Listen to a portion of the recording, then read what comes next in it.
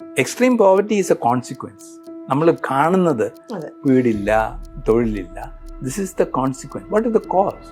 Poverty is not something where ഒരു വര വരച്ചിട്ട് അതിൻ്റെ മുകളിലോട്ട് കുറച്ച് പേരെ ആക്കുക.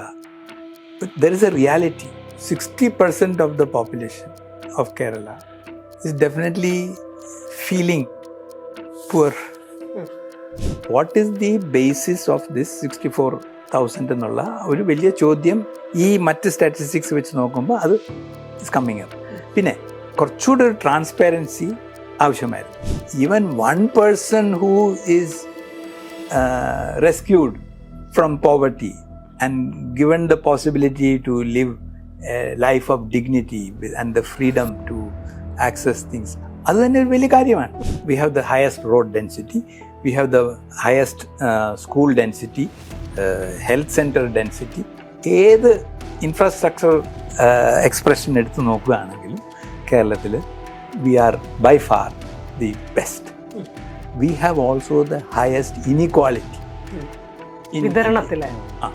കൺസംഷൻ ഇനിക്വാളിറ്റി, ഇൻകം ഇനിക്വാളിറ്റി, ഇതെല്ലാം റിസോഴ്സ് ആക്സസ് ഇനിക്വാളിറ്റി, ഇതെല്ലാം കേരളത്തിൽ വളരെ രൂക്ഷമാണ്. Development is not an event, it's a process.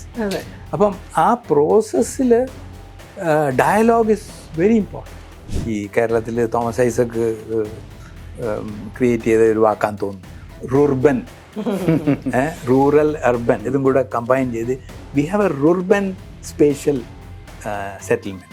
കേരളത്തിൻ്റെ വികസനത്തിൻ്റെ ഒരു കണ്ടിന്യൂസ് പ്രോസസ്സായിട്ട് എക്സ്ക്ലൂഷൻ, അടിസ്ഥാന മനുഷ്യരുടെ എക്സ്ക്ലൂഷൻ മാറുന്നതെന്ന് പറഞ്ഞു. കടലിൽ പോകുന്ന സമയത്ത് അവർ രാജാക്കന്മാരാണ്, അവിടെ ഒന്നും പ്രശ്നമൊന്നുമില്ല. കരയിൽ വരുന്ന സമയത്ത് കുടുക്കുകൾ വരാൻ തുടങ്ങി. കടലിലുള്ള സ്രാവിനോട് പേടിയില്ല, പക്ഷെ കരയിലെ സ്രാവിനെ പേടിയാണ്. മന്ത്രി തുടങ്ങുന്നത് തന്നെ സോ കോൾഡ് എക്സ്പെർട്സ്. അത് നോട്ട് ഡൺ. ഡെവലപ്മെന്റിലും സർക്കാർ സംവിധാനങ്ങളിലും പ്രവർത്തിച്ചിട്ടുള്ള കേരളത്തിന്റെ ചരിത്രത്തെയും വർത്തമാനത്തെയും ഫിനാൻഷ്യലി അത്രയും ഗ്രൗണ്ട് ലെവലിൽ അറിയുന്ന മനുഷ്യർ ഉൾപ്പെട്ട ഒരു നിവേദനം സർക്കാരിന് കൊടുക്കുന്നു. അതിനോടുള്ള സർക്കാരിന്റെ സമീപനം എന്ന് പറയുന്നത് നിഷേധാത്മകമായിരുന്നു എന്ന് വേണം പറയാൻ. ഒട്ടും ഇൻക്ലൂസീവ് ആയിരുന്നില്ല. ഞാനൊരു ലേ പേഴ്സൺ എന്നുള്ള നിലയിൽ നോക്കുമ്പം ഇപ്പം മന്ത്രിമാരുടെ പോലും we don't see much discussion. Keralam ഇതുപോലല്ലായിരുന്നു. സർക്കാരും മറ്റ് അക്കാഡമിക്സും മറ്റു ആൾക്കാരുമായിട്ടുള്ള ബന്ധം ഇങ്ങനെ അല്ലായിരുന്നു.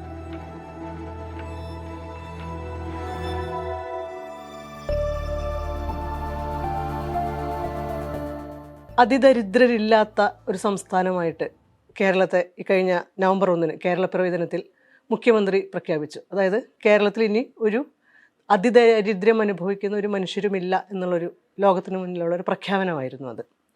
ആ പ്രഖ്യാപനത്തെ തുടർന്ന് വിമർശനങ്ങളും ഒപ്പം തന്നെ അപ്രീസിയേഷനും എല്ലാം പലതരത്തിൽ മാധ്യമങ്ങളുടെ ഭാഗത്തു നിന്ന്, മറ്റ് ഇൻ്റർനാഷണൽ കമ്മ്യൂണിറ്റിയിൽ നിന്ന് ഒക്കെ പലതരത്തിലുള്ള റെസ്പോൺസുകളാണ് വന്നുകൊണ്ടിരിക്കുന്നത്. ഇതിൻ്റെ സവിശേഷതകളും അല്ലെങ്കിൽ വിമർശനങ്ങളെയുമെല്ലാം അതീവ സമഗ്രമായി തന്നെ വിശകലനം ചെയ്യാനാണ് നമ്മളിവിടെ ഉദ്ദേശിച്ചിരിക്കുന്നത്. CDSലെ മുൻ പ്രൊഫസറും ഡെവലപ്മെൻ്റൽ പ്രാക്ടീഷണറുമായ ജോൺ കുര്യൻ, അദ്ദേഹം മത്സ്യത്തൊഴിലാളി മേഖലയിൽ സജീവമായി ഒരുപാട് കാലം പ്രവർത്തിച്ചിട്ടുള്ള ഈ ദാരിദ്ര്യ നിർമ്മാർജ്ജന പ്രക്രിയകളിൽ നേരിട്ട് തന്നെ പങ്കാളിയായിട്ടുള്ള വ്യക്തിയാണ്. ഈ ഒരു അതിദാരിദ്ര്യ നിർമ്മാർജ്ജന പദ്ധതി, എക്സ്ട്രീം പോവർട്ടി ഇറാഡിക്കേഷൻ പ്രോഗ്രാം, നമ്മൾ ലോകത്തിന് മുന്നിൽ കേരളം വെക്കുന്നത് ഒരു വലിയ അച്ചീവ്മെൻ്റ് ആയിട്ടാണ്, നേട്ടമായിട്ടാണ്. പക്ഷെ അതേസമയം തന്നെ അത് പുറത്തു വന്ന ആ പ്രഖ്യാപനം വന്ന സമയത്ത് തന്നെ ഇതിനെക്കുറിച്ചിട്ടുള്ള പോസിറ്റീവായിട്ടും നെഗറ്റീവായിട്ടുള്ള ആശങ്കകളും എല്ലാം ഉയർന്നു വന്നിട്ടുണ്ട്. ഇവിടെ തന്നെ RVG മേനോൻ മുതൽ KP കണ്ണൻ മുതൽ ഉള്ള അക്കാഡമിക് വിദഗ്ധരെല്ലാം ഇതിൻ്റെ മെത്തഡോളജിയെ പറ്റിയിട്ടുള്ള സംശയങ്ങൾ ഉന്നയിക്കുന്നുണ്ട്. അതൊരു തരത്തിൽ ശാസ്ത്രീയമായിട്ട് വാലിഡിറ്റി ഉള്ള സംശയങ്ങളും കൂടിയിട്ടാണ്. പക്ഷെ അതിനെ സമീപിക്കുന്ന രീതികളിലൊക്കെ ചെറിയ പ്രശ്നങ്ങളുണ്ട്. ഇതിൻ്റെ ഒരു നിർവചനത്തിൽ നിന്ന് നമുക്ക് തുടങ്ങാമെന്ന് തോന്നുന്നു. ഈ പ്രോഗ്രാം നടപ്പിലാക്കിയ കില തന്നെ എഴുതിയൊരു ലേഖനത്തിൽ ഇതിൻ്റെ ഒരു മെത്തഡോളജി വിശദീകരിക്കുന്ന സമയത്ത് ഈ അതിദാരിദ്ര്യത്തെ നിർവചിക്കുന്ന ഒരു വാചകമുണ്ട്. ഞാനത് ഒന്ന് വായിച്ചിട്ട് തുടങ്ങാം. ദാരിദ്ര്യത്തിന് പുറമെ വളരെ പരിമിതമായ ഉൽപ്പന്നങ്ങളുടെ, അതായത് ഗുഡ്സ് ആൻഡ് സർവീസസ് ലഭ്യതയും ദീർഘകാലം ദാരിദ്ര്യം അനുഭവിക്കേണ്ടി വരുന്നതുമായ ഒരു തരം കടുത്ത ഇല്ലായ്മ, അതാണ് കേരളം ലോക്കലൈസ്ഡ് ആയിട്ട് ഇതിനെ നിർവചിച്ചിട്ട് വെക്കുന്നത്. ഇങ്ങനെ ലോക്കലൈസ് ചെയ്തിട്ട് നിർവചിക്കാനുള്ള സ്വാതന്ത്ര്യം ഉള്ളപ്പോഴും ഈ നിർവചനം എത്രത്തോളം ആളുകളെ ഉൾക്കൊള്ളുന്നതാണ്, അല്ലെങ്കിൽ വളരെ നാരോ ആയിട്ടുള്ള ഒരു നിർവചനമല്ലേ എന്നുള്ളതാണ് ആദ്യത്തെ സംശയം. ഇത് തന്നെയാണെന്ന് തോന്നുന്നു ഇതിൻ്റെ ഒരു പ്രശ്നവും. സാറിന് എന്ത് തോന്നുന്നു മൊത്തം ഈ പ്രോഗ്രാമിൻ്റെ? ഈ പ്രത്യേക പ്രോഗ്രാമിലോട്ട് അതിനെ സംബന്ധിച്ച് പറയുന്നതിന് മുമ്പ് പോവർട്ടി ഇൻ കേരള അതിനെ സംബന്ധിച്ചൊരു ചെറിയൊരു ഹിസ്റ്ററി പറഞ്ഞാലേ നമുക്കിത് മനസ്സിലാകത്തുള്ളൂ.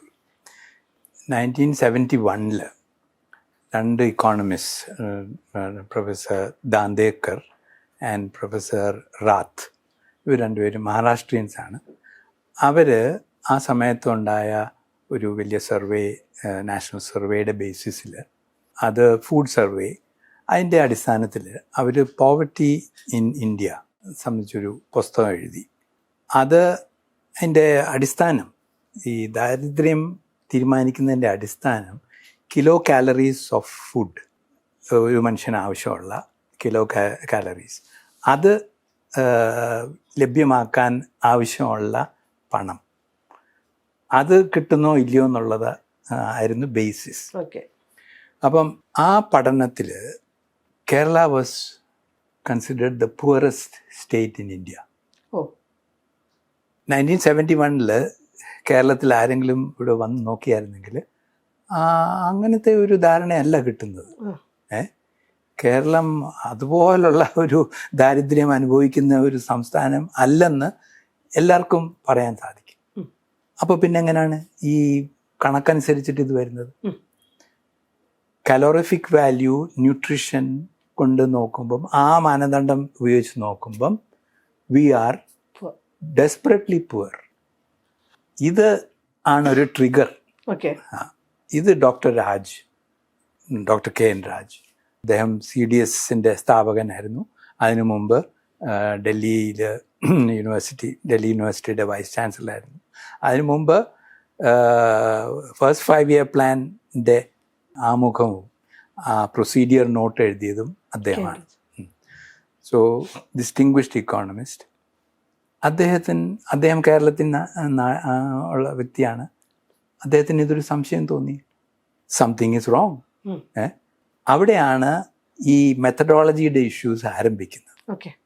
ഇഫ് യു ഏതെങ്കിലും ഒരു മാനദണ്ഡം എടുക്കുകയാണെങ്കിൽ you can get several results. പക്ഷേ അത് യാഥാർത്ഥ്യവുമായിട്ട് ബന്ധപ്പെടുത്തി നോക്കുമ്പം ദർ ഇസ് എ പ്രോബ്ലം. അപ്പം ഇവർ നോക്കിയപ്പോൾ പോവർട്ടി ഇൻ ഇന്ത്യ സ്റ്റഡിയിൽ എന്താ കിട്ടിയത്? മാർക്കറ്റ് പർച്ചേസസ് ഓഫ് ഫുഡ്, ഇതാണ് ശ്രദ്ധിച്ചത്. ഇതിൻ്റെ ഡീറ്റെയിൽസേ അവർക്ക് കിട്ടുന്നുള്ളൂ ഓൾ ഇന്ത്യ ബേസിസിൽ. ന്യൂട്രീഷൻ സർവേയിലും ഇതാണ്, what did you pay to get this food. പക്ഷേ കേരളത്തിൻ്റെ ഗ്രൗണ്ട് റിയാലിറ്റി വേറെയാണല്ലോ. ഇപ്പം അഗ്രേറിയൻ സെക്ടറിലാണെങ്കിൽ കപ്പയുണ്ട്, മാങ്ങ ഉണ്ട്, തേങ്ങയുണ്ട്. ഇതെല്ലാം these are non market commodities. എല്ലാ വ്യക്തികളുടെയും വീട്ടിലുണ്ട്, അവരിത് കൺസ്യൂം ചെയ്യുന്നുണ്ട്. അപ്പോൾ that is adding to the kilo calories. പക്ഷേ ഇത് ഈ കണക്കിൽ വരുന്നില്ല. So that was the issue. അപ്പോൾ അങ്ങനെയാണ് സെൻറ്റർ ഫോർ ഡെവലപ്മെൻറ്റ് സ്റ്റഡീസിൽ ഡോക്ടർ രാജും അന്നുണ്ടായിരുന്ന ഇക്കോണമിസ്റ്റിലും കൂടെ തീരുമാനിച്ചത്, no, we have to look in to this. അപ്പോൾ ഒരു ഫുഡ് ബാലൻസ് ഷീറ്റ് ക്രിയേറ്റ് ചെയ്യാനുള്ള ശ്രമം, അതായത് ആക്ച്വലായിട്ട് കൺസംഷൻ എത്രയാണ്, അത് വെച്ച് നോക്കുമ്പം where is Kerala's position? Is it so undernourished or is it one of the most a state with the greatest nourishment? അപ്പം ഞാനത് പറയാൻ കാരണം, poverty is not something where ഒരു വര വരച്ചിട്ട് അതിൻ്റെ മുകളിലോട്ട് കുറച്ച് പേരെ ആക്കുക. There is a reality.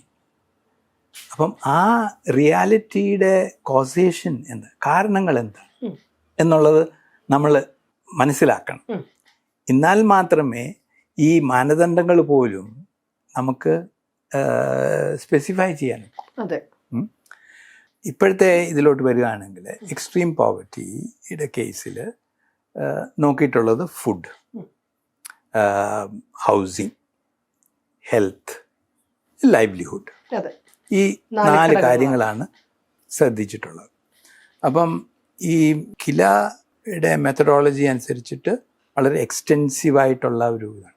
Large sample size, ഇത് എന്യൂമറേഷന് വേണ്ടി ആൾക്കാരെ ട്രെയിൻ ചെയ്തു, ഇവര് 4 ലക്ഷത്തിലധികം പോയി. പേരെ അതെ അതെ train അതെ അതെ. ചെയ്തിട്ടുണ്ടെന്നാണ്. പിന്നെ focus group focus group discussion, അതൊക്കെ ദിസ് ഈസ് വെരി ഗുഡ്. അതെ. I have great appreciation for that. യാതൊരു സംശയമില്ല. It is good. അപ്പം ഇതിനോടൊപ്പം തന്നെ കേരളത്തിൽ ഇപ്പം നമ്മുടെ നാഷണൽ പോവർട്ടി എലിവേഷൻ പ്രോഗ്രാംസ് അനുസരിച്ചിട്ട് there are the AAY category. അതിൽ തന്നെ ഏകദേശം 6 ലക്ഷം 5.9 ഒരു 6 lakhs ഉണ്ട്. അവർക്കാണ് they are considered to be extremely poor. അവർക്കാണ് ഈ പ്രത്യേക റേഷൻ കാർഡും ഒക്കെ കൊടുത്ത് ഇപ്പം ഏകദേശം 80 crores of people are under that scheme in India. അപ്പം ദേ ഗെറ്റ് ഫുഡ്. പിന്നെ AK ആന്റണി ചീഫ് മിനിസ്റ്റർ ആയിരുന്ന സമയത്ത് ദർ വാസ് അനദർ പ്രോഗ്രാം, ആശ്രയ. അതിനകത്ത് ഏകദേശം 1.5 lakhs ഏതാണ്ടുണ്ട്. അപ്പം നമ്മൾ പല രീതിയിലുള്ള ലിസ്റ്റ്സ് ഉണ്ട്, പല ക്യാപ്ഷൻസ് കൊടുത്തിട്ടുണ്ട്. Government of India considers AAY programme beneficiaries അവരാണ് എക്സ്ട്രീം പുവർ. സോ ഒന്ന് there is this to start with ഈ ഒരു കൺഫ്യൂഷൻ ഓഫ് ലേബിൾസ്, അത് വിട്. അപ്പം എന്താ ചെയ്തിരിക്കുന്നത്, ഈ സ്ഥലങ്ങളിൽ ഓരോ പഞ്ചായത്ത് ലെവലിൽ പോയിട്ട് house to house enumeration discussion പോലെ നോക്കിയിട്ട് അത് അവിടെ പത്രത്തിലൊക്കെ വന്നിട്ടുള്ളത് 64,006 ഫാമിലീസ്. ആദ്യത്തെ ഇതിലുണ്ടായിരുന്നു 1,18,309 കുടുംബങ്ങളുടെ പ്രൈമറി ലിസ്റ്റാണ്. അതിൽ നിന്ന് ചുരുക്കപ്പട്ടിക 87,158 കുടുംബങ്ങളാക്കി. ഈ 87,158 കുടുംബങ്ങളും സന്ദർശിച്ചിട്ടാണ് വിവരങ്ങൾ ശേഖരിച്ചത്. അപ്പൊ അങ്ങനെ സന്ദർശനം നടന്നിട്ടുണ്ട് എന്നാണ് കിലയുടെ സ്റ്റാറ്റസ് റിപ്പോർട്ടിലുള്ളത്. അല്ല, പക്ഷേ സ്റ്റേറ്റിന്റെ ഒബ്ജക്റ്റീവ് തന്നെ എക്സ്ട്രീം പോവർട്ടി ഐഡന്റിഫൈ ചെയ്യാനാണല്ലോ. അപ്പം പണ്ട് മുതലേ നമ്മുടെ പീപ്പിൾസ് പ്ലാനിങ് പ്രോഗ്രാമിലും അതിലൊക്കെ there are good identification procedures and ലിസ്റ്റിങ്ങും ഒക്കെ ഉണ്ട്, പലതിൻ്റെ ഇതുണ്ട്. So we have a fairly good knowledge. Okay. It is not ഒരു haphazard knowledge alla. അത് കൃത്യമായിരിക്കും. There is a system. So we have to appreciate that. There is certainly a system and there is good knowledge, ground understanding ഉണ്ട്. അപ്പം ASHA worker ആയാലും ഏത് category assistance ആയാലും പഞ്ചായത്തിൻ്റെ ward members അവർക്കൊക്കെ അറിയാം. ഡാറ്റ അവൈലബിൾ ആണ്. ഇപ്പോൾ അംഗൻവാടി ഡാറ്റ മാത്രമല്ല, അവർക്ക് അതിന്റെ സിറ്റുവേഷൻ അറിയാം. ഇന്നിന്ന വീട്ടില് പ്രശ്നങ്ങളുണ്ട്, ഇവിടെ ഒരു വിധവയുണ്ട്, അവർക്കൊരു കാല് വയ്യായ്മ ഉള്ള ഒരു മകനുണ്ട്. സോ ഇവര് 2 പേര് മാത്രം ഈ വീട്ടിൽ താമസിക്കുന്നു. It's difficult. അപ്പം അവരുടെ ലിസ്റ്റ് ഉണ്ട്. സോ ഒരു പേർപ്പസീവ് അപ്രോച്ച് വെച്ചിട്ട് they have a good understanding of ആ മെത്തേഡ് സക്സസ്ഫുൾ ആണ്. it is okay. പക്ഷേ നമ്മളിപ്പം ഈ പോവർട്ടി അപ്രോച്ചസ്, പോവർട്ടി ഐഡന്റിഫിക്കേഷൻ അങ്ങനെ നോക്കുമ്പം the method is to get to the household. അപ്പം ഇവിടെ there is a lot of confusion in terms, family, household, individual. ഇപ്പം നമ്മൾ ഈ 64,000 എടുക്കുക, 64,000 families. Now it may not be a household. Household is people ഒരുമിച്ച് താമസിക്കുന്ന ആൾക്കാർ ഒരു കോമൺ കിച്ചൺ ഉപയോഗിക്കുന്നത്. അതാണ് standard definition for a household. പക്ഷെ ഇതിൽ തന്നെ ഈ പറയുന്ന ആളുകൾ ഈ ഫാമിലിയുടെ ഡെഫിനിഷനിൽ വരുമോ എന്നുള്ളതാണ്. ഹൗസ് ഹോൾഡിന്റെ ഡെഫിനിഷൻ വരുമോ എന്നുള്ളത് സംശയം. അപ്പം നമ്മളിത് നോക്കുകയാണെങ്കിൽ ഈ ഏകദേശം 1,04,000 ഇൻഡിവിജ്വൽസ് ആണ് ഈ 64,000 ഫാമിലീസിലുള്ളത്. അപ്പൊ അതിന്റെ റേഷ്യോ എടുത്ത് നോക്കുകയാണെങ്കിൽ ഇറ്റ് ഇസ് 1.6. ഒരു ഫാമിലിയിൽ 1.6 ആളുകളേ ഉള്ളൂ. It is not a family. അതെ. 1.6 cannot be a family, അതെ. it's unlikely to be a household. കേരളത്തിൻ്റെ household average is 4.5. ഓക്കെ. അപ്പോൾ അതിൽ തന്നെ we can see that this is not the conventional kind of identification process. Okay. പക്ഷെ രണ്ടുപേര് താമസിക്കുന്ന ഒരു വീട്ടിൽ ഒരാൾ മരിച്ചു പോയി കഴിഞ്ഞാൽ ഒരാൾ ഒറ്റയ്ക്കാവില്ലേ? അങ്ങനത്തെ ഒരു സ്റ്റാറ്റസ് കൂടി അല്ല ചൂണ്ടിക്കാണിക്കുന്നത്. അത് ശരിയാണ്. പക്ഷേ നമ്മൾ ആവറേജ് ചെയ്യുമ്പം ഇപ്പം ഓൾ കേരള ആവറേജ് നോക്കുമ്പോൾ ഇറ്റ് ഈസ് 4.5 ബിക്കോസ് നമുക്ക് 77 lakh ഹൗസ് ഹോൾഡ്സ് ആണ് കേരളത്തിലുള്ളത്. അപ്പം 35 കോടി അതുകൊണ്ട് ഡിവൈഡ് ചെയ്താൽ 4.5 ആണ് കിട്ടുക. അപ്പോൾ കേരളത്തിൻ്റെ ഹൗസ് ഹോൾഡ് ആവറേജ് ഇസ് 4.5. അതുമായിട്ട് ഇത് മാച്ച് ആവുന്നില്ല. മാച്ച് ആവുന്നില്ല. പക്ഷേ എക്സ്ട്രീം പോവർട്ടിയുടെ നിർമ്മാർജ്ജനമാണല്ലേ. So we don't need to look അതിലേക്ക് പോകണ്ട. പക്ഷെ അത് നോട്ട് ചെയ്യണം. That this is not, these are special category families that have been identified. അവിടെ ഒരു പേർപ്പസിനെസ് വരുന്നുണ്ട് ഐഡന്റിഫിക്കേഷൻ. ഇപ്പൊ ചിലപ്പോൾ ഒരു വാർഡിൽ ഇതുപോലെ എക്സ്ട്രീം പോവർട്ടി അനുഭവിക്കുന്ന പല രീതിയിൽ, വീടില്ല അല്ലെങ്കിൽ വീടുള്ളത് മുഴുവൻ കൊലാപ്സ് ചെയ്യാറായി, ആ വീട്ടിൽ തന്നെ ക്യാൻസർ ഒരു രോഗിയുണ്ട്. അപ്പോൾ ഇതൊക്കെ പല പല ക്രൈറ്റീരിയ വെച്ചിട്ട് വി ക്യാൻ ഐഡന്റിഫൈ. അത് പീപ്പിൾസ് പ്ലാനിങ്ങിൻ്റെ ആ പ്രോസസ്സ് തന്നെ ഇത് ചെയ്തിട്ടുണ്ട്. So there are so many lists available. അപ്പോൾ ഇപ്പോഴത്തെ പ്രൊസീജിയറിൽ കുറച്ചുകൂടെ ഒന്ന് റിഫൈൻ ചെയ്ത് നമ്മൾ ആൾക്കാരെ ഐഡന്റിഫൈ ചെയ്ത് അവർക്കൊരു മൈക്രോ പ്ലാൻ, സ്പെസിഫിക് പ്ലാൻ വ്യക്തികൾക്ക് തയ്യാറാക്കി അത് അവരുടെ സിറ്റുവേഷൻ പരിഹരിക്കാൻ വേണ്ടിയുള്ള ഒരു സ്ട്രാറ്റജി ആയിരുന്നു ഇത്. അപ്പം അവിടെ ചോയ്സിൻ്റെ ഒരു ഇഷ്യൂ ഉണ്ട്, പ്രയോറിറ്റിയുടെ ഇഷ്യൂ ഉണ്ട്.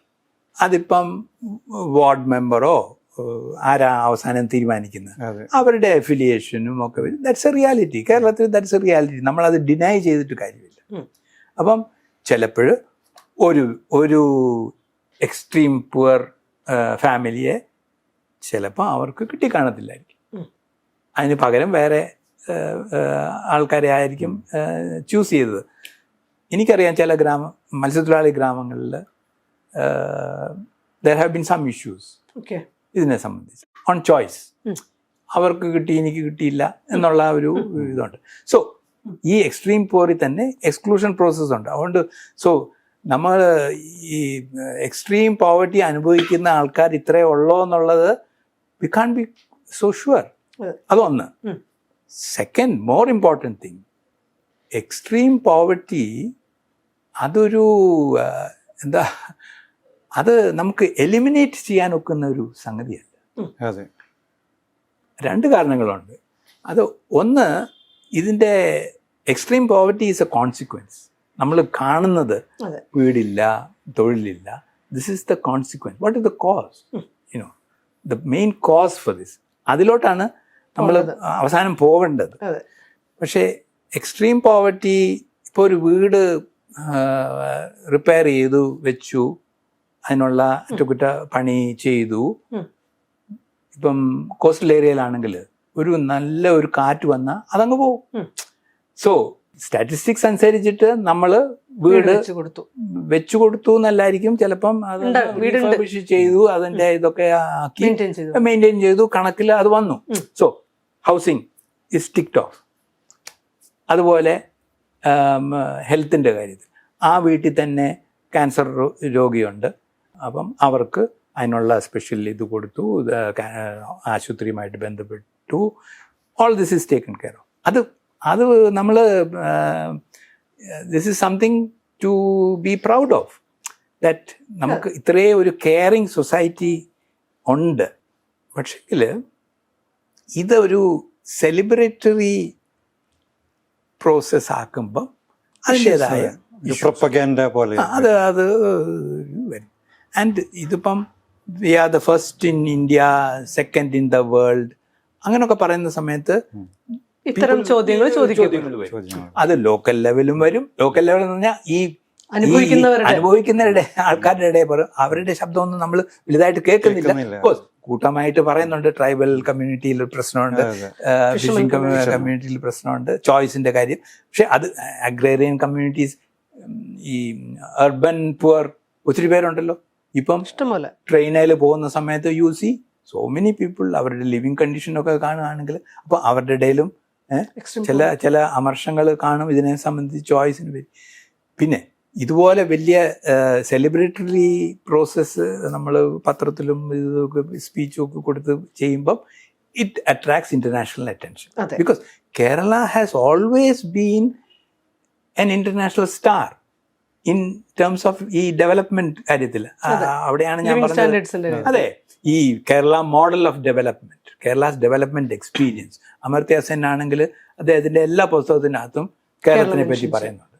And he will compare Kerala compared to South Korea or Cuba or Costa Rica or even Scandinavian countries.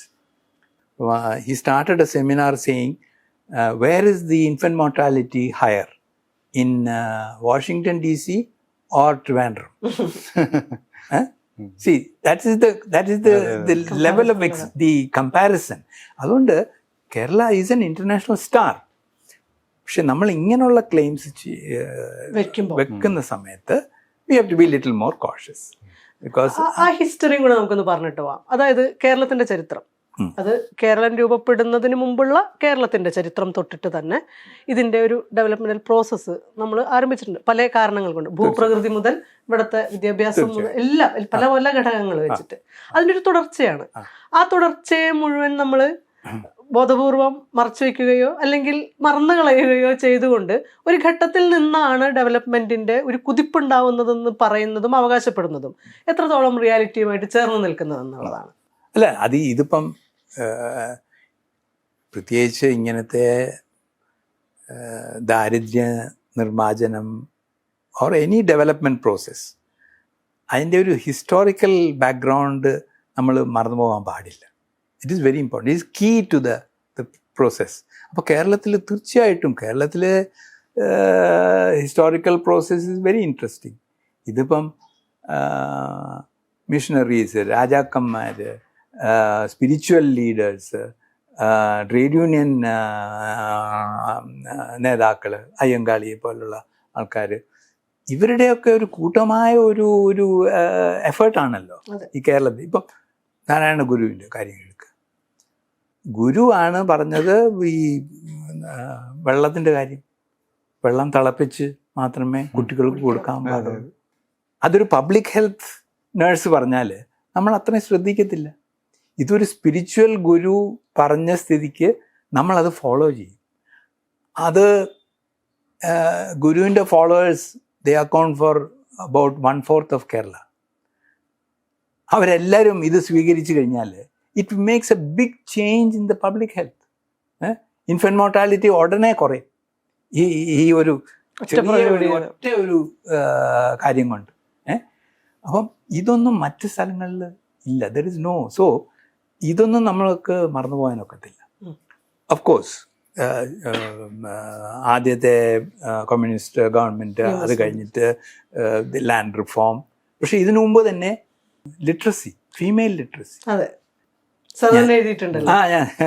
അപ്പോൾ ഞാനത് ഒന്ന് പറഞ്ഞോട്ടെ. CDS ഒരിക്കലൊരു ടർക്കിഷ് ഇക്കോണമിസ്റ്റ് വന്നു, വേൾഡ് ബാങ്കിൻ്റെ. അപ്പോൾ അദ്ദേഹം ഡെവലപ്മെൻറ്റിൻ്റെ കാര്യം, വേൾഡ് ബാങ്കിൻ്റെ ഇതൊക്കെ പറഞ്ഞു കഴിഞ്ഞപ്പം എൻ്റെ ഒരു സുഹൃത്ത്, അപ്പോൾ കൺസ്ട്രെയിൻസ് ഓഫ് ഡെവലപ്മെൻറ്റ്, ഫൈനാൻസിൻ്റെ ഇതൊക്കെ, these are all important constraints. അപ്പം എൻ്റെ ഒരു സുഹൃത്ത് പുള്ളിയോട് ചോദിച്ചു, C let us suppose that we have limited funds for development and നമുക്ക് 2 കാര്യങ്ങൾ മാത്രമേ ഈ ഫണ്ട്സ് കൊണ്ട് വെച്ച് ചെയ്യാൻ നോക്കൂ, എന്ത് ചെയ്യും? അപ്പം ലോങ് ടേം ഇമ്പാക്റ്റ് വേണം. അപ്പോൾ അദ്ദേഹം ഒന്ന് ചിരിച്ചിട്ട് പറഞ്ഞു, see in the long run, ഇത് കീൻസ് പറഞ്ഞ ഒരു കാര്യമാണ്, in the long run we are all dead. പക്ഷേ ആ ലോങ് റണ്ണിൻ്റെ ആരംഭത്തിൽ നമുക്ക് ചെയ്യാവുന്ന 2 പ്രധാനപ്പെട്ട കാര്യമുണ്ട് ഈ ലിമിറ്റഡ് ഇൻവെസ്റ്റ്മെൻറ്റ് കൊണ്ട്. Improve female literacy, improve social and economic infrastructure. ഇതാണ് പുള്ളി പറഞ്ഞത്.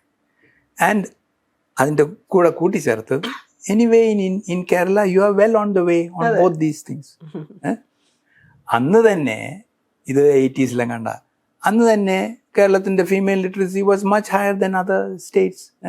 ഫീമെയിൽ ലിറ്ററസി ഉണ്ടെങ്കിൽ ഉടനെ തന്നെ it manifest itself family size, health of the children, പിള്ളേരുടെ ആരോഗ്യം, മറ്റു ഒത്തിരി കാര്യങ്ങൾ ഫീമെയിൽ ലിറ്ററസി കൊണ്ട് മാത്രം അച്ചീവ് ചെയ്യുന്നു.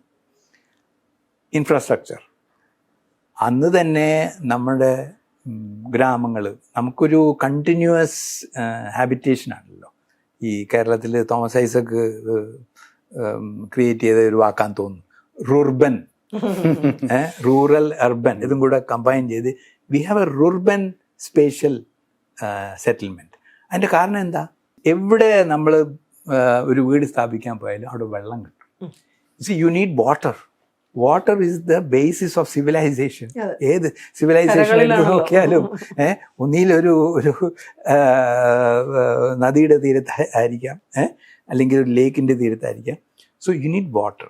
കേരളത്തിൽ എല്ലായിടത്തും വെള്ളമുണ്ട്. 41 നദികൾ ഈസ്റ്റ് വെസ്റ്റ് ഡയറക്ഷനിൽ പോകുന്ന സമയത്ത് എല്ലായിടത്തും വെള്ളം കിട്ടും. അതുകൊണ്ട് എവിടെ വേണമെങ്കിലും താമസിക്കാം. ഈ സെറ്റിൽമെൻറ്റ് പാറ്റേൺ അല്ല മറ്റ് സംസ്ഥാനത്തിൽ. അതുകൊണ്ട് തന്നെയാണ് ഈ ഐഡിയാസ് സ്പ്രെഡ് വെരി ക്വിക്ക്ലി. അപ്പം വെള്ളം തിളപ്പിക്കണം എന്ന് പറയുന്നത് അത് ഗുരു പറഞ്ഞു, അത് ചിലപ്പം ഗുരുവിൻ്റെ ശിഷ്യന്മാർ ഫോളോ ചെയ്യുന്നു. പക്ഷേ അയലോക്കത്തുള്ള വീട്ടുകാർ ചോദിക്കും, ഇതെന്താ ഈ വെള്ളം നിങ്ങൾ തിളപ്പിക്കുന്നത്? കിണറ്റിൽ നിന്നുള്ള വെള്ളമല്ലേ, എന്തിനാ തിളപ്പിക്കുന്നത്? ഇതുകൊണ്ടാണ്. അപ്പം ശരിയാണല്ലോ. സോ അത് it spreads because settlement is like that. എല്ലാവരും അടുത്തടുത്താണ് താമസിക്കുന്നത്. അതുകൊണ്ട് ideas spread. So this is very important. ഒരു ഡെവലപ്മെന്റ് പ്രോസസ്സിൽ diffusion of ideas is very important. അപ്പോൾ കുട്ടികൾ സ്കൂളിൽ പോകുന്നു, അപ്പോൾ ഇത് എല്ലാവരും കാണുകയല്ലേ.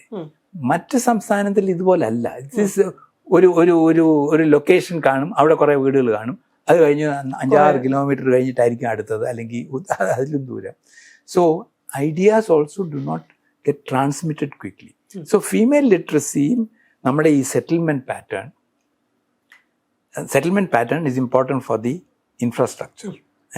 ഇപ്പോൾ കേരളത്തിൽ ഒരു പെർ സ്ക്വയർ കിലോമീറ്റർ എടുത്ത് നോക്കുകയാണെങ്കിൽ we have the most number, we have the highest road density, we have the highest school density, health center density. ഏത് ഇൻഫ്രാസ്ട്രക്ചറിൻ്റെ എക്സ്പ്രഷൻ എടുത്ത് നോക്കുകയാണെങ്കിലും കേരളത്തിൽ we are by far the best. അപ്പം ഇതും ഒരു ഹിസ്റ്റോറിക്കൽ പ്രോസസ്സാണ്. അപ്പം ഇതെല്ലാം കൊണ്ടാണ് ആക്ച്വലി നമ്മൾ 1971 Dandekar and Rath studied, we are the poorest.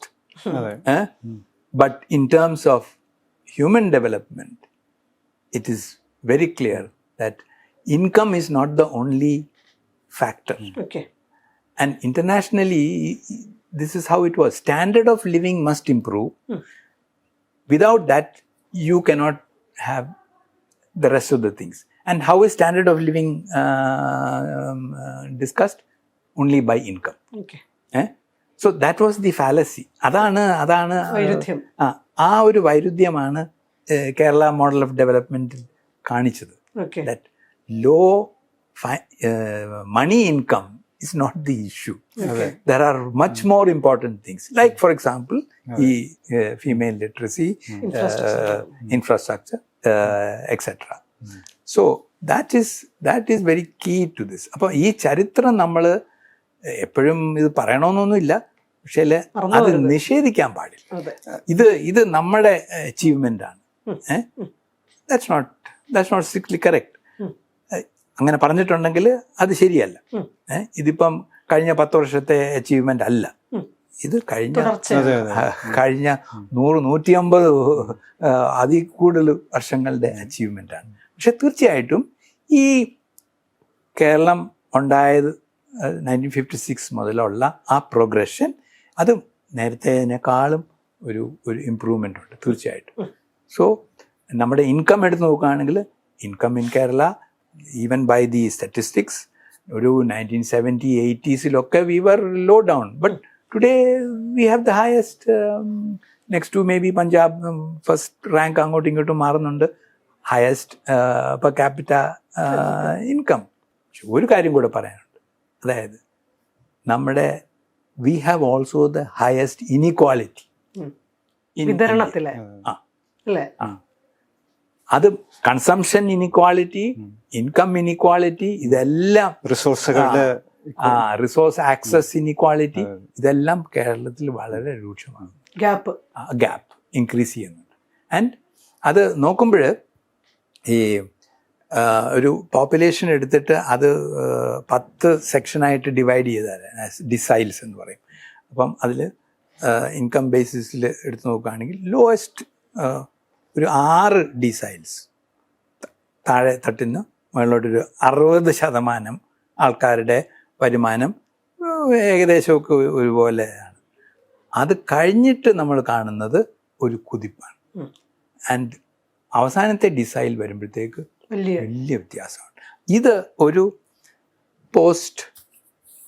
Even post 2000 phenomenon. Started earlier, പക്ഷേ പോസ്റ്റ് 2000 ഇത് വളരെ വ്യക്തമാണ്. It is it is exhibited very well. Vehicles, food consumption, അതാണ് അതിൻ്റെ.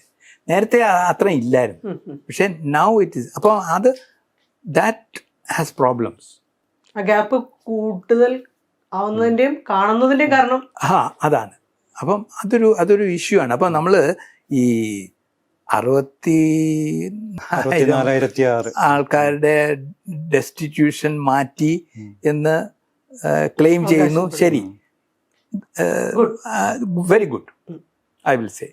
ബട്ട് അവർ വീണ്ടും ആ ഒരു സ്റ്റാറ്റസിലോട്ട് പോകാനുള്ള സാധ്യത ഉണ്ട് if we don't address the structural. പക്ഷേ ആ ഒരു ഡിക്ലറേഷനിൽ ഒരു ഫൈനാലിറ്റി ആണ് ഒരു പ്രശ്നമുള്ളത് അല്ലേ? ഫൈനാലിറ്റി അവിടെയാണ് പ്രശ്നമുള്ളത്. ഇത് ഇറ്റ്സ് നോട്ട് നമുക്ക് ഇറാഡിക്കേറ്റ് ചെയ്യാവുന്ന ഒരു കാറ്റഗറി അല്ല. Poverty is not like that. അങ്ങനെയാണെങ്കിൽ നമ്മൾ ഈ പറഞ്ഞ സോഷ്യൽ റിയാലിറ്റീസ്, ഹിസ്റ്റോറിക്കൽ പെർസ്പെക്റ്റീവ് ഒക്കെ പറഞ്ഞല്ലോ, അത് വെച്ചുകൊണ്ട് ഈ അതിദാരിദ്ര്യ നിർവ്വചനം വളരെ പ്രധാനപ്പെട്ട ഹ്യൂമൻ ഡെവലപ്മെന്റ് ഇൻഡെക്സിൽ വളരെ പ്രധാനപ്പെട്ട ഒരു സൂചിക തന്നെയാണ്. അപ്പൊ അതിനെ കുറേ കൂടിയും സയന്റിഫിക് ആയിട്ട് ഡെവലപ്പ് ചെയ്യാവുന്ന ഒരു രീതിശാസ്ത്രം എങ്ങനെയായിരിക്കും നമുക്ക് മുന്നോട്ട് വയ്ക്കാൻ കഴിയുക ഈ റിയാലിറ്റീസ് ഒക്കെ കൺസിഡർ ചെയ്തുകൊണ്ട്? അതിനാണല്ലോ ഇപ്പോഴും ഈ മൾട്ടി ഡയമെൻഷണൽ poverty index എന്നൊക്കെ പറയാം. Because poverty is manifest in various vase. അപ്പം അത് ടാക്കിൾ ചെയ്യുക എന്നുള്ളതാണ്. അപ്പം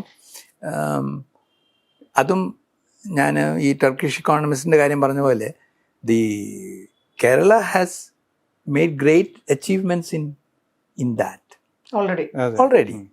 ഇപ്പം എഡ്യൂക്കേഷൻ, ഹെൽത്ത്, ഹൗസിംഗ്, ഈ കാര്യങ്ങളിൽ where we are having problem is that നമ്മുടെ ദി എംപ്ലോയ്മെൻറ്റ് പ്രോസ്പെക്ട്സ്, തൊഴിലില്ലെങ്കിൽ പിന്നെ എങ്ങനെയാണ് ഈ ഇൻകം മെയിൻറ്റെയിൻ ചെയ്യുന്നത്? അപ്പം അവിടെയാണ് ഒരു കീ ഫാക്ടർ വരുന്നത്. That we have not paid adequate attention to that. Education ഒരു ഭാഗത്ത് ഇങ്ങനെ പൊങ്ങി വരുന്നു, അതിന് കൊമൻസുറേറ്റ് ആയിട്ടുള്ള ഓപ്പർച്യൂണിറ്റി വരുന്നില്ല. അപ്പോൾ ദർ ഇസ് എ ഗ്യാപ്പ്, അതിൻ്റേതായ ഫ്രസ്ട്രേഷൻസ് ഉണ്ട്. അത് നമ്മൾ കാണാം. ഞാൻ നിരന്തരമായിട്ട് ചെയ്യുന്ന ഒരു കാര്യം, ഈ നമ്മുടെ സ്വിഗ്ഗി, പൊട്ടാഫോ ഒക്കെ ഗിഗ് ഇക്കോണമിയിലെ ആൾക്കാർ വരുന്ന സമയത്ത് ഞാനൊന്ന് ഹലോ എന്താ പേര് ഒക്കെ ഒന്ന് ഒരു കോൺവെർസേഷൻ ആരംഭിക്കാൻ ശ്രമിക്കും. അതിൽ നിന്ന് ഒരു കാര്യം വളരെ വ്യക്തമായിട്ട് മനസ്സിലാക്കുന്നത്, that there is great element of frustration in this. കാരണം ഇവരൊക്കെ എഡ്യൂക്കേറ്റഡ് ആൾക്കാരാണ്, അവർക്ക് ആസ്പിറേഷൻസ് ഒത്തിരി ഉണ്ട്. പക്ഷേ ഇതാണ് അവരുടെ വിധി. ചിലപ്പം പാർട്ട് ടൈം ആയിരിക്കും, പഠിക്കുന്ന ഒരാൾ ചിലപ്പോൾ ഇത് പാർട്ട് ടൈം ആയിട്ട് ചെയ്യുന്നതായിരിക്കും. ചിലരൊക്കെ 40s 50s പ്രായമുള്ള, ഒരിക്കൽ ഞാനൊരു സ്ത്രീ ഒരു കുട്ടിയെയും വെച്ച് ഡെലിവറി ചെയ്യുന്നത്. So these are also equally disturbing indicators of what is thing. And poverty is a relative thing. നമ്മളിപ്പോൾ എക്സ്ട്രീം പോവർട്ടി ഉണ്ട്, അത് 64,000 but we have 77 lakh households in Kerala. അപ്പം അവരുടെ ഇടയിലും there is a feeling that compared to അദ്ദേഹത്തിൻ്റെ ഇത് വെച്ച് നോക്കുമ്പോൾ ഞാൻ പുവറാണ്. അപ്പോൾ that is important to keep in mind. ഇപ്പം വിദേശത്തൊക്കെ പോയാലും you see it is not അങ്ങനെ ഒരു ആബ്ജെക്റ്റ് പോവർട്ടി ഇപ്പോഴും ചിലയിടത്തൊക്കെ കാണുന്നുണ്ട്. But it's a relative poverty situation that you have there. It's not so absolute poverty-യുടെ ഇതല്ല. ഇതിൻ്റെ മാനദണ്ഡങ്ങൾ നമ്മൾ കുറച്ച് വെക്കുന്ന സമയത്ത്, അതായത് നമ്മൾ എത്രത്തോളം സൂചികകൾ ഇൻഡെക്സിലെ സാധനങ്ങൾ കുറച്ച് വെക്കുന്നു അത്രത്തോളം ഈസിയാണ് ഇതിനെ മറികടക്കുക എന്നുള്ളത്. അപ്പൊ ഇത് സംഹൗ മാനേജീരിയൽ ആണ്, ട്രാൻസ്ഫോർമേറ്റീവ് അല്ല എന്നുള്ളതാണ് ഒരു വലിയ പൊളിറ്റിക്കൽ ക്രിറ്റിസിസം എന്ന് പറയുന്നത്. അപ്പൊ സാർ നേരത്തെ പറഞ്ഞതിനകത്ത് നിന്ന് രണ്ട് വിഭാഗങ്ങളെ നമ്മൾ പറഞ്ഞു. ഒന്ന് ആദിവാസി വിഭാഗങ്ങളും ഒന്ന് മത്സ്യത്തൊഴിലാളി വിഭാഗങ്ങളും. നമ്മുടെ ചരിത്രത്തിൽ ഈ പറയുന്ന പോവർട്ടി ഇൻഡെക്സിൽ കേരളം ഇൻഡെക്സിൽ താഴെ പോയപ്പോഴും ഇവിടെ സർവൈവ് ചെയ്തിരുന്നത് ആ പ്രദേശത്തിൻ്റെ നമ്മുടെ ഇവിടെ സർവൈവൽ മെക്കാനിസം അതർവൈസ് ഉണ്ടായിരുന്നു എന്നുള്ളത് കൊണ്ടാണ്, മാർക്കറ്റ് ഓറിയന്റഡ് അല്ലാത്ത. ഇപ്പൊ സംഭവിച്ചിരിക്കുന്നത് ഇപ്പോൾ ആദിവാസി മേഖലയിൽ നോക്കുകയാണെങ്കിൽ ആ വിഭവങ്ങളുടെ ആക്സസ് അവർക്ക് നഷ്ടപ്പെട്ടു എന്നുള്ളതാണ് റിയാലിറ്റി. അതാണ് നമ്മൾ വീട് വെച്ച് കൊടുത്തും ഫ്ലാറ്റിലേക്ക് പുനരധിവസിപ്പിച്ചും മറികടക്കാനായിട്ട് ശ്രമിച്ചുകൊണ്ടിരിക്കും. ഇതേ സംഗതി തന്നെ മത്സ്യത്തൊഴിലാളി മേഖലയിലും സംഭവിക്കുന്നുണ്ട്. അവരുടെ ലൈവ്ലിഹുഡിന് വേണ്ടിയിട്ടുള്ള ആക്സസിബിലിറ്റി പല കാരണം, അതിൽ കാലാവസ്ഥാ വ്യതിയാനം പോലും മാറ്റർ ചെയ്യുന്നുണ്ട്. ആ പ്രദേശത്ത് നിന്ന് പൂർണ്ണമായിട്ടും ഒരു തലമുറയെയോ ഈ നിലനിൽക്കുന്ന തലമുറയോ ചിലപ്പോൾ അടുത്ത തലമുറ മറ്റു രീതിയിലായിരിക്കാം അതിനെ കാണുന്നത്. ഈ സംഗതിയെ അഡ്രസ്സ് ചെയ്യാതെ നമ്മൾ ഈ പറയുന്ന മാനേജീരിയൽ മെക്കാനിസം കൊണ്ട് ഈ പറയുന്ന വലിയ വിഭാഗങ്ങളെ അഡ്രസ്സ് ചെയ്യുക എന്നുള്ളത് ഒരു വൈരുദ്ധ്യമായിട്ട് നിലനിൽക്കുന്നില്ലേ? അതെ, അല്ല തീർച്ചയായിട്ടും. അതായത് 64,006 കുടുംബങ്ങളിൽ 5% മാത്രമാണ് ആദിവാസികളുള്ളൂ ഈ പട്ടികയിൽ. 20% പേര് ദളിതരും 75% പേര് മറ്റു വിഭാഗങ്ങളിൽപ്പെട്ടവരും. ഇതിൽ നിന്ന് തന്നെ ഇപ്പൊ ആദിവാസി സംഘടനകളും അവിടുത്തെ ആദിവാസി സുഹൃത്തുക്കളൊക്കെ ചൂണ്ടിക്കാണിക്കുന്നത് നൂറുകണക്കിന് കുടുംബങ്ങൾ ആദിവാസികൾ ഈ പണിയാടിയ കാട്ടുനായ്ക്ക വേട്ട കുറുമ വിഭാഗങ്ങൾ അതിദരിദ്രരായിട്ടുള്ള ആൾക്കാർ തന്നെ പുഴയോരത്തും വീടില്ലാതൊക്കെ താമസിക്കുന്ന നൂറുകണക്കിന് കുടുംബങ്ങളുണ്ട്. അതുപോലെ ഈ സിക്കിൾ സെൽ അനീമിയ എന്ന് പറഞ്ഞ രോഗം ബാധിച്ചിട്ട് ഉള്ള കുട്ടികളുടെ എണ്ണം 3000-ഓളം വരുന്നുണ്ട് വയനാട്ടിൽ മാത്രം.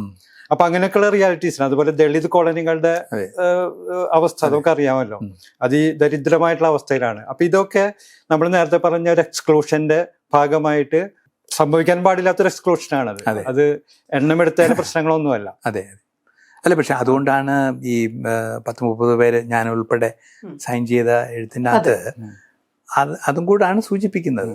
സി നമുക്കിപ്പം ഞാൻ പറഞ്ഞ പോലെ 6 lakhs ഒരു AIY കാറ്റഗറി ഉണ്ട്. ഗവൺമെന്റ് ഓഫ് ഇന്ത്യ പറയുന്നത് ദാറ്റ് ഈസ് എക്സ്ട്രീം പോവർട്ടി. അതുകൊണ്ടാണ് അവർക്ക് ഫുഡ് പോലും ഫ്രീ ആയിട്ട് കൊടുക്കുന്നത്, മറ്റ് സബ്സിഡീസും ഒക്കെ ഉണ്ട്. പിന്നെ AK ആന്റണിയുടെ ആശ്രയ ഇതിൽ അത് തന്നെ 1.5 ഉണ്ട്. അപ്പം നമ്മൾ what is the basis of this 64,000 എന്നുള്ള ഒരു വലിയ ചോദ്യം ഈ മറ്റ് സ്റ്റാറ്റിസ്റ്റിക്സ് വെച്ച് നോക്കുമ്പോൾ അത് ഇസ് കമ്മിങ് അപ്പ്. പിന്നെ കുറച്ചുകൂടെ ഒരു ട്രാൻസ്പാരൻസി ആവശ്യമായിരുന്നു. ഇപ്പോൾ ഈ 64,000 കണ്ണൻ പറഞ്ഞ പോലെ അതിൻ്റെ ഒരു ബ്രേക്കപ്പ്, ഈ 64,000 ഏജ് കോമ്പസിഷൻ above 60, below 60 അതെങ്കിലും തന്നായിരുന്നെങ്കിൽ നമുക്കറിയാം എന്താ സംഭവം. സോ ഇത് ആക്ച്വലി ഒരു ഡെസ്റ്റിറ്റ്യൂട്ട് കണക്കായിരിക്കാൻ ഉള്ള സാധ്യതയാണ്. ആ ഡിസ്റ്റിങ്ഷൻ വെച്ചിട്ടില്ലല്ലേ, അഗതികൾ എന്ന് പറയുന്നതും അതിദരിദ്രൻ എന്ന് പറയുന്നതിന്റെ കൃത്യമായ ഡിസ്റ്റിങ്ഷൻ വെച്ചിട്ടില്ല. പക്ഷേ ഇതൊന്ന് ഇതിന്റെ പിന്നിലോട്ടുള്ള സ്റ്റാറ്റിസ്റ്റിക്സ് നോക്കുമ്പം അങ്ങനെയാണ് നമുക്ക് ഒരു കൺക്ലൂഷനിലോട്ട് എത്താൻ പറ്റുന്നത്. This is about really destitute family നിർമാർജനം. അത് ഒരു ടെമ്പററി ആയിട്ട് നമ്മൾ നിർമ്മാർജ്ജനം ചെയ്തിരിക്കുന്നു.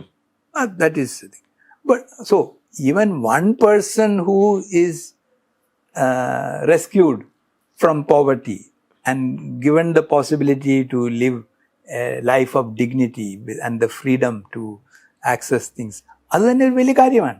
അപ്പം ഈ ഒരു 64,000 ഫാമിലീസ് 1,04,000 വ്യക്തികളെ ആ ഒരു പൊസിഷനിലാക്കിയിട്ടുണ്ടെങ്കിൽ ഗ്രേറ്റ്. പക്ഷേ ഇവരിൽ പലരും ഒന്ന് ഒരു എക്സ്ക്ലൂഷൻ സംഭവിച്ചിട്ടുണ്ട്, യാതൊരു സംശയമില്ല. ട്രൈബൽ കമ്മ്യൂണിറ്റീസിൻ്റെ കാര്യം എല്ലാവരും പറയുന്നുണ്ട്. ഫിഷിംഗ് കമ്മ്യൂണിറ്റീസിൻ്റെ കാര്യം എനിക്ക് വ്യക്തമായിട്ട് അറിയാം. ഫിഷിംഗ് കമ്മ്യൂണിറ്റീസിൽ ഇൻകം പോവർട്ടി അല്ല ഇപ്പോഴത്തെ അവരുടെ പ്രശ്നം. 1970s ഞാൻ ഫിഷിംഗ് കമ്മ്യൂണിറ്റിയിൽ വർക്ക് ചെയ്യുന്ന സമയത്ത് യെസ്, ഇൻകം പോവർട്ടി ഉണ്ടായിരുന്നു, ഹാബിറ്റാറ്റ് പോവർട്ടി, എക്സ്ട്രീം. അതുപോലുള്ള ദാരിദ്ര്യം ഞാൻ വേറെ എങ്ങും കണ്ടിട്ടില്ല. ഞാൻ ഇന്ത്യയിൽ പല ഭാഗത്തും പോയിട്ടുണ്ട്, പക്ഷെ അത്രയ്ക്ക് എക്സ്ട്രീം പോവർട്ടി ഉണ്ടായിരുന്നു വിഴിഞ്ഞം, അഞ്ചുതെങ്ങ്, തിരുവനന്തപുരം ജില്ലയിൽ. ആസ് യു ഗോ നോർത്തിൽ അത്ര വലിയതായിട്ടില്ല. പക്ഷെ ഈ രണ്ട് Kollam, Trivandrum, it's really bad. ജനങ്ങൾ താമസിക്കുന്ന ഒരു animal existence. I have no hesitation in saying that. പക്ഷെങ്കിൽ 1980s ആയപ്പോഴത്തേക്ക് അവരുടെ സംഘടനകൾ, അവരുടെ കൂടെ പ്രവർത്തിച്ച NGOs ഒരു ഇൻഡിപെൻഡൻറ്റ് ട്രേഡ് യൂണിയൻ സ്ഥാപിച്ച് ആ ഒരു പ്രക്രിയ അവർ ഒരു കളക്റ്റീവ് ആക്ഷൻ ചെയ്തതിൻ്റെ ഫലമായിട്ടാണ് അവരുടെ ഈ extreme income poverty, educational poverty, health എന്നൊക്കെ ഉള്ള ഒരു നിർമ്മാർജ്ജനം വന്നിട്ടുള്ളത്. അതുകൊണ്ട് ഇന്ന് they are not as bad as the tribal and Dalit communities. That I can say for sure. പക്ഷേ ഇപ്പോഴും അവരുടെ വൾണറബിലിറ്റി അത് വളരെ അതിരൂക്ഷമാണ്. ഇപ്പം വീടുകൾ, കടപ്പുറത്ത് വീട് വെക്കുന്നു, അത് നല്ല പക്ക വീടുകളാണ്. ഗവൺമെൻറ് സ്കീംസ്, ലൈഫ് പദ്ധതി എന്നൊക്കെ ഉള്ള വെച്ചിട്ടുള്ള ഇതാണ്. പക്ഷേ എന്താ സംഭവിക്കുന്നത്? ഈ സീറോഷൻ വന്നു കഴിഞ്ഞാൽ അത് പോയി. അപ്പം വീട് വെച്ചു കൊടുത്തു, ഫൈൻ, ടിക്ക്. പക്ഷേ രണ്ട് വർഷം കഴിയുമ്പം വീട് പോയി. നഷ്ടപരിഹാരത്തിന് വേണ്ടി കാത്തിരിക്കുന്ന ഒരു വലിയ ജനതയുണ്ട്. ഉണ്ട്. അപ്പം ഇപ്പം 10 ലക്ഷം രൂപ വീടിന് കൊടുക്കുന്നുണ്ട്. പക്ഷേ ഒരു അർബൻ ഏരിയയിലൊന്നും 6 ലക്ഷം രൂപ കൊണ്ട് ഒരു സെൻറ്റ് സ്ഥലം പോലും കിട്ടത്തില്ല. അപ്പം ദാറ്റ്സ് നോട്ട് പോസിബിൾ. സോ അവിടെയും ഈ തിങ്ങിപ്പാർക്കുന്ന സ്ഥലങ്ങളിൽ ഇപ്പം ഈ 64,000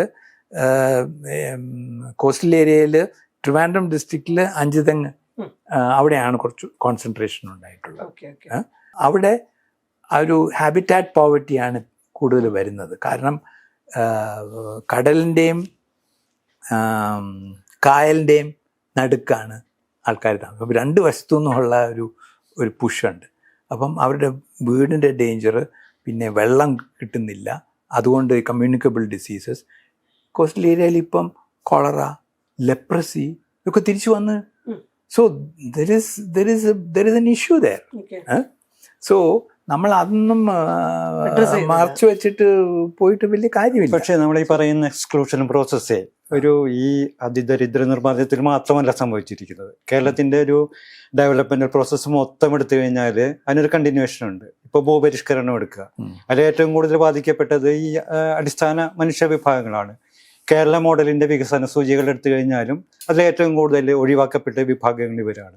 അപ്പോൾ അത് കേരളത്തിന്റെ വികസനത്തിന്റെ ഒരു കണ്ടിന്യൂസ് പ്രോസസ്സായിട്ട് ഈ എക്സ്ക്ലൂഷൻ, അടിസ്ഥാന മനുഷ്യരുടെ എക്സ്ക്ലൂഷൻ മാറുന്നത് എന്തുകൊണ്ടാണ്? അല്ല, എക്സ്ക്ലൂഷൻ ഉണ്ടായിട്ടുണ്ട് ആദ്യം. അതായത് ഇപ്പം കേരള മോഡൽ അത് സെലിബ്രേറ്റ് ചെയ്യുന്ന കാലഘട്ടത്ത് 70s, 80s, 90s ഒക്കെ എല്ലാവരും ഇത് including Amartya Sen and all that ഇതൊക്കെ പൊക്കി പറഞ്ഞതാണ്.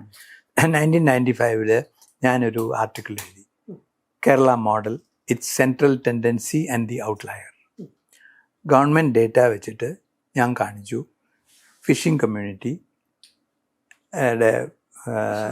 Development indicators, infant mortality, literacy, housing, നമ്മൾ ഈ പറയുന്നതല്ല, മൾട്ടി ഡയമെൻഷനിൽ ഇത് വെച്ച് നോക്കുമ്പോൾ അന്ന് 1995 1985 ഡേറ്റ അന്ന് അത്രയേ ഉള്ളായിരുന്നു അവൈലബിൾ ആയിട്ടുള്ളത്. അപ്പോൾ 1985 സിറ്റുവേഷൻ കേരളത്തിൻ്റെ ആവറേജും ഫിഷിംഗ് കമ്മ്യൂണിറ്റിയുടെ ആവറേജും എടുത്ത് നോക്കുമ്പോൾ they are really can be considered ബീഹാറും നമ്മുടെ ഈ ബീമാറു സ്റ്റേറ്റ്സിൻ്റേതുപോലാണ് അവരുടെ ഇൻഡിക്കേറ്റേഴ്സ്.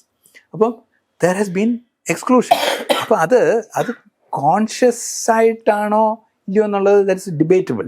പക്ഷേ ഞാൻ പറയാം, ഇപ്പം നമ്മുടെ ലെഫ്റ്റ് ഓറിയൻറ്റേഷൻ ഉള്ള ഗവൺമെൻറ്റ്സിന് ഇപ്പം തൊഴിലാളി വർഗം, മാർക്സിയൻ ഇതനുസരിച്ചിട്ട് ദ വർക്കർ, വർക്കിംഗ് ക്ലാസ്. അപ്പം കേരളത്തിൽ വർക്കിംഗ് ക്ലാസ്സിനേക്കാളും കുറച്ചുകൂടെ ഒരു അഗ്രേറിയൻ വർക്കിംഗ് ക്ലാസ് ഉണ്ടായിരുന്നു. സോ അതാണ്. പിന്നെ coir workers, beedi workers, ഇതൊക്കെ ഫാക്ടറി തൊഴിലാളികൾ. പക്ഷേ ഈ ഇൻഫോർമൽ ട്രഡീഷണൽ ഓക്യുപ്പേഷൻസിലുണ്ടായിരുന്ന തൊഴിലാളികളുണ്ട്. അപ്പം അവരുടെ ഇടയിൽ ഒരു ക്യാപിറ്റലിസ്റ്റ് റിലേഷൻഷിപ്പാണ് അവരുടെ തൊഴിൽ രംഗത്തുള്ളത്. അപ്പോൾ അവരെയൊക്കെ ഓർഗനൈസ് ചെയ്തു, അതിൻ്റേതായ നേട്ടമുണ്ട്. പക്ഷേ what about the self employed, അല്ലെങ്കിൽ those who relate to natural resources? നമുക്ക് അത് ഇക്കോസിസ്റ്റം കമ്മ്യൂണിറ്റീസ്, കേരളത്തിൻ്റെ ecosystem communities, those who livelihood from nature, അവരുടെ സിറ്റുവേഷൻ, ഇവരൊക്കെയാണ് പുറന്തള്ളപ്പെട്ടിട്ടുള്ളത്, മാർജിനലൈസ്ഡ് ആയിട്ടുള്ളത്. അപ്പോൾ അത് കോൺഷ്യസ് ആണോ ഇല്ലയോ എന്നുള്ളത് നമുക്ക് ബുദ്ധിമുട്ടുണ്ട് പറയാൻ.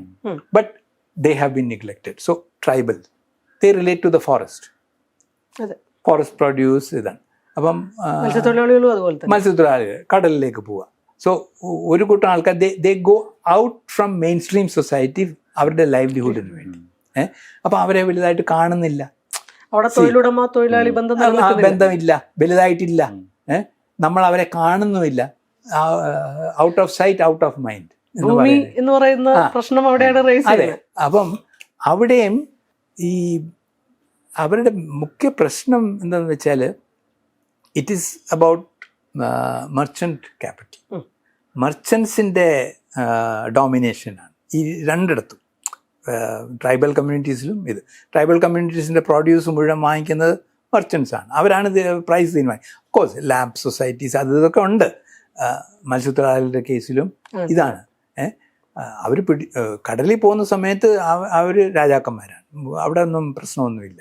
കരയിൽ വരുന്ന സമയത്ത് കുടുക്കുകൾ വരാൻ തുടങ്ങി. കരയിൽ കടലിലുള്ള സ്രാവിനോട് പേടിയില്ല, പക്ഷെ കരയിലെ സ്രാവിനെ പേടിയാണ്.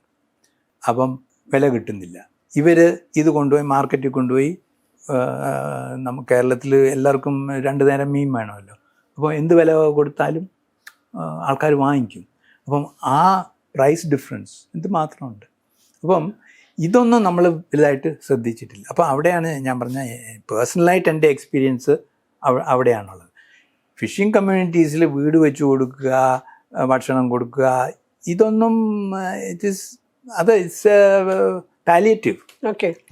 ചാരിറ്റി പൊളിറ്റിക്സ് ആണ് ആക്ച്വലി ഒരർത്ഥത്തിൽ. അതെ അതെ, ദാറ്റ്സ് ഫൈൻ. ഈ ലെഫ്റ്റ് വർക്കിംഗ് ക്ലാസ് ഇതിന്ന് ഡെഫിനേഷനിൽ നിന്ന് ഈ വിഭാഗങ്ങൾ എന്തുകൊണ്ടാണ് പുറത്തു പോകാൻ കാരണം? ഒരു പെറ്റി പ്രൊഡ്യൂസറിൻ്റെ തിങ്കിങ് പ്രോസസ്സ് എന്താണ്, അത് മാർക്സിസ്റ്റ് ഐഡിയോളജിയുമായിട്ട് പൊരുത്തപ്പെട്ടു പോകുമോ ഇല്ലയോ എന്നുള്ളത്. അപ്പം ദേ പ്രോബബ്ലി ഡോണ്ട് കോൺട്രിബ്യൂട്ട് ടു, പണ്ടൊക്കെ ഞങ്ങൾ പറയായിരുന്നു ഈ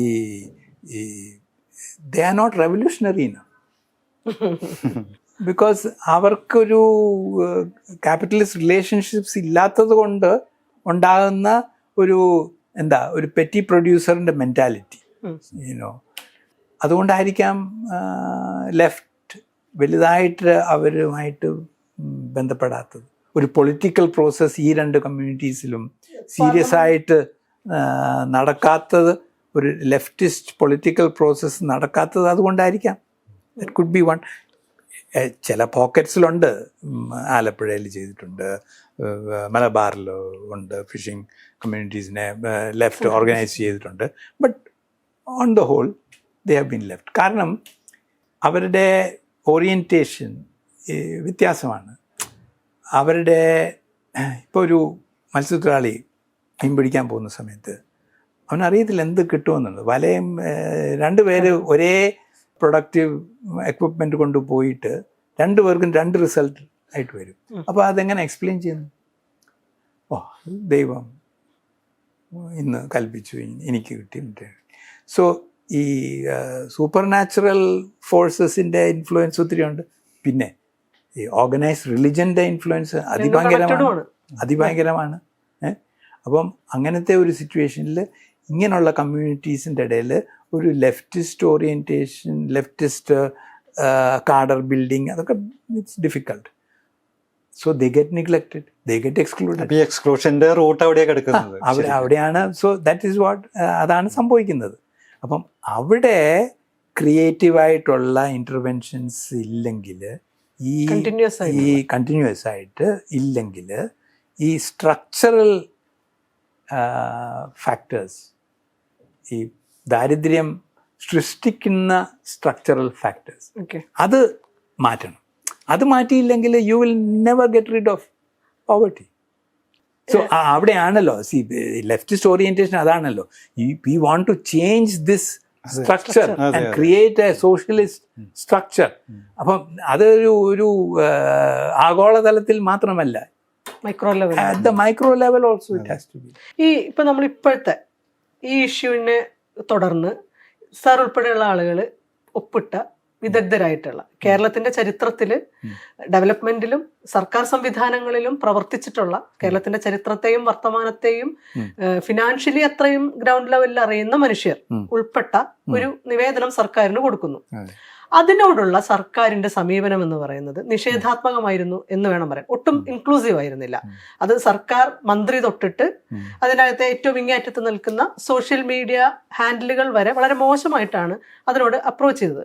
പണ്ടത്തെ കേരളത്തിന്റെ ഒരു സിറ്റുവേഷനിൽ ലെഫ്റ്റ് ഓറിയന്റഡ് ആയിട്ടുള്ള സംവാദത്തിന്റെ സാധ്യതകൾ, അല്ലെങ്കിൽ ചർച്ചകൾക്കുള്ള സാധ്യതകൾ, പ്രത്യേകിച്ച് അക്കാഡമിക് കമ്മ്യൂണിറ്റിയിൽ നിന്ന്, സയന്റിഫിക് കമ്മ്യൂണിറ്റിയിൽ നിന്ന് ഇത്തരം വിമർശനാത്മകമായ ചോദ്യങ്ങൾ ഉന്നയിക്കപ്പെടുമ്പോൾ അതിനെ അഡ്രസ്സ് ചെയ്യുന്ന ഒരു രീതി ഉണ്ടായിരുന്നു.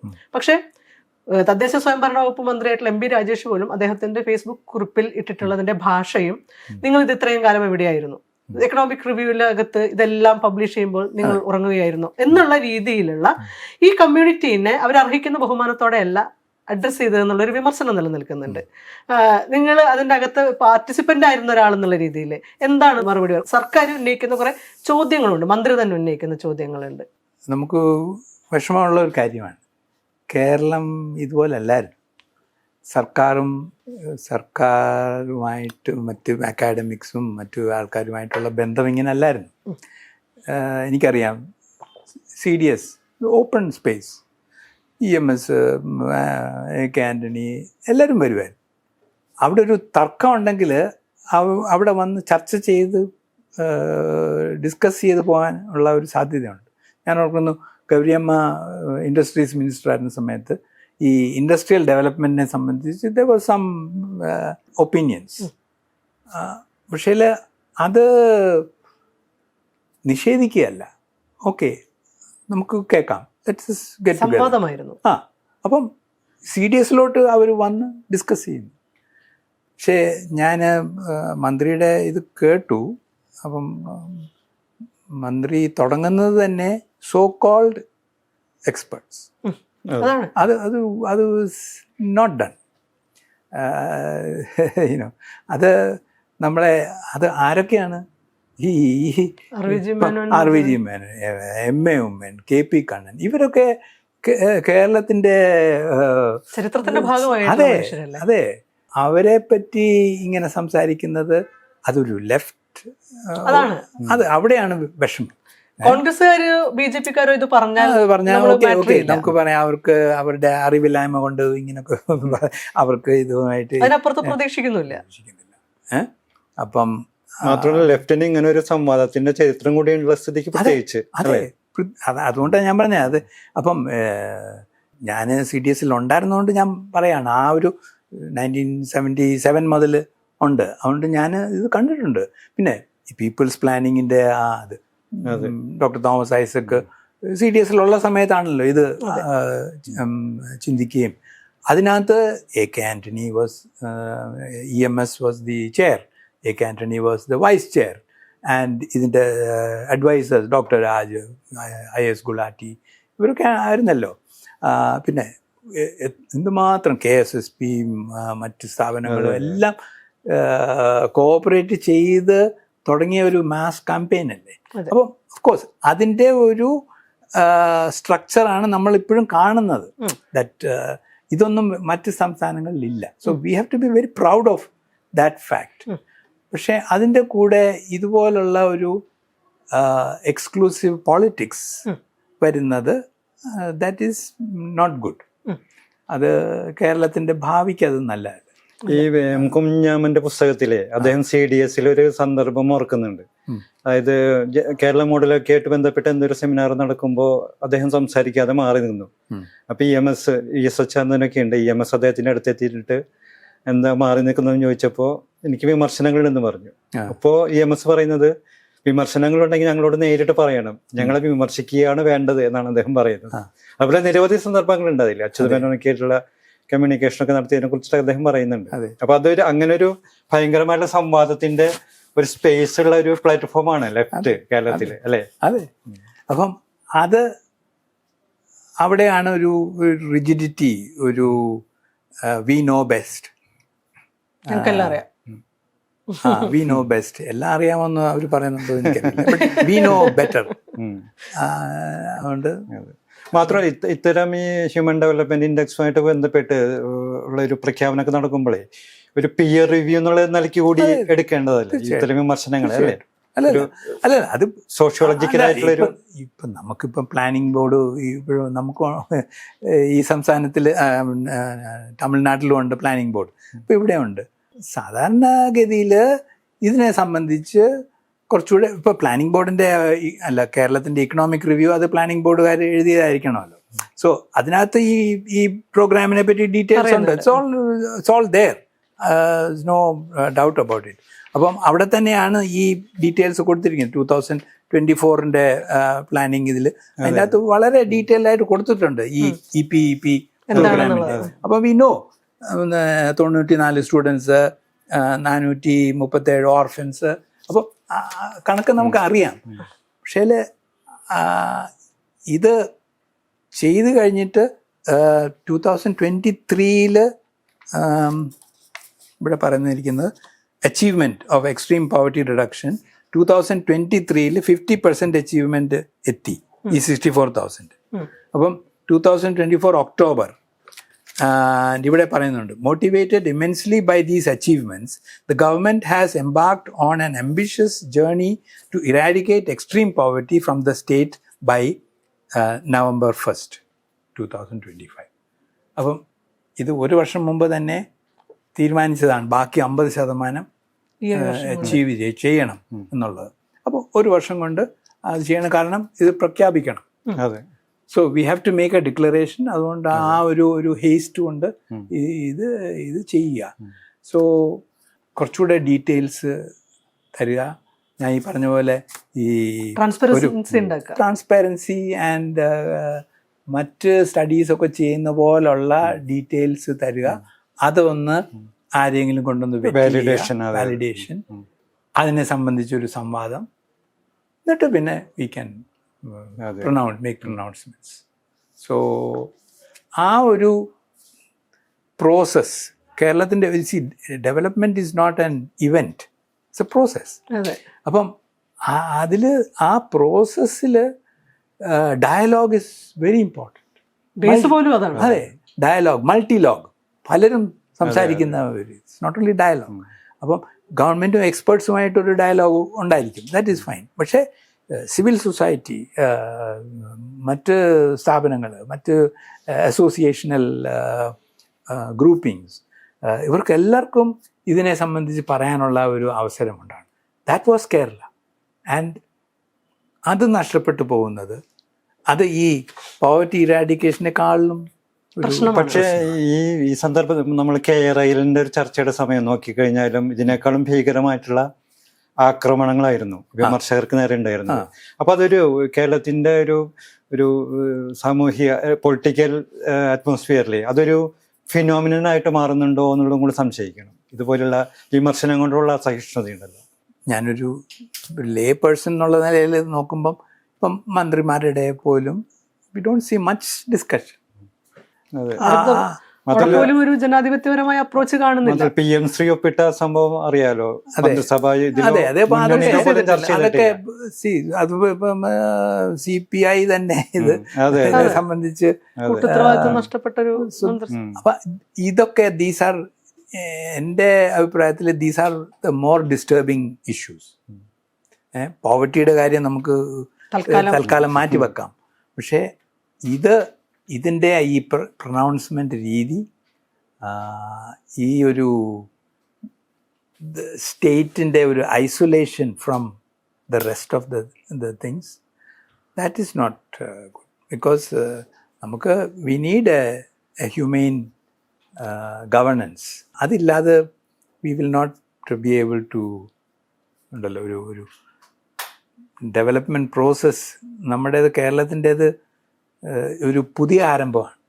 V have new set of problems. അപ്പോൾ അത് അഡ്രസ്സ് ചെയ്യണമെങ്കിൽ കുറച്ചുകൂടെ ഒരു ഓപ്പൺനെസ് വേണം, ഡയലോഗ് തീർച്ചയായിട്ടും വേണം. അതില്ലാതെ we cannot progress.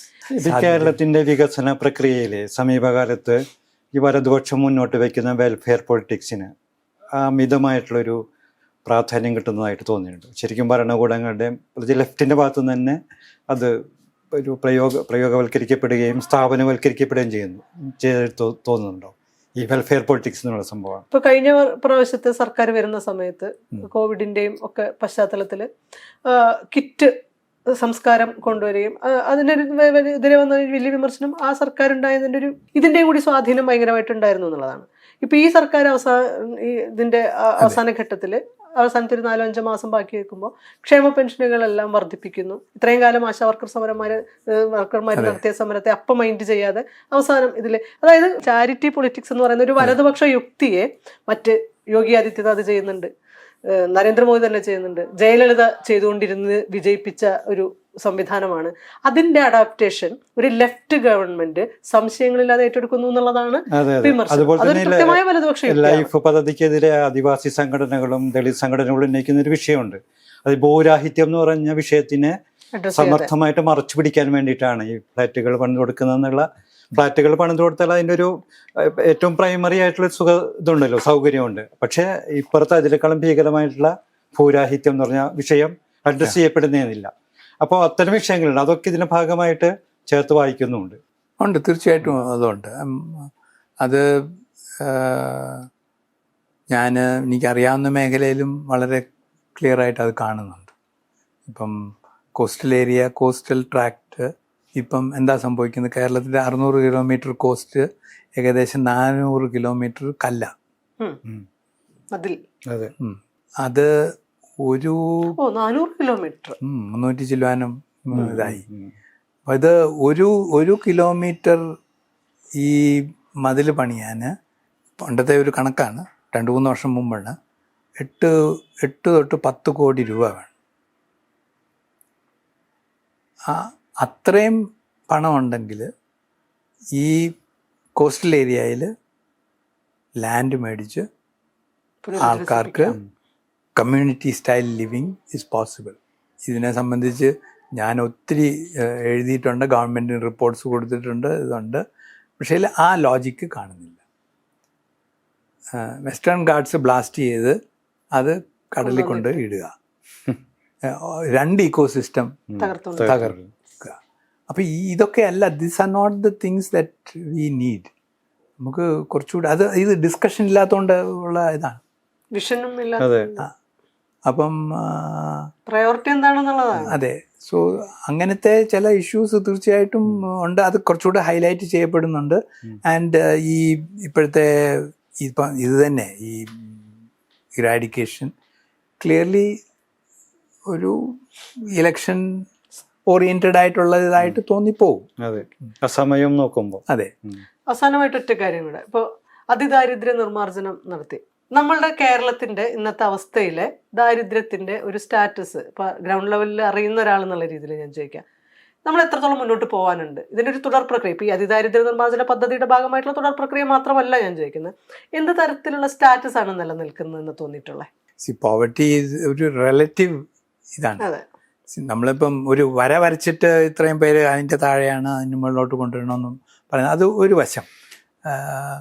we have gone beyond that.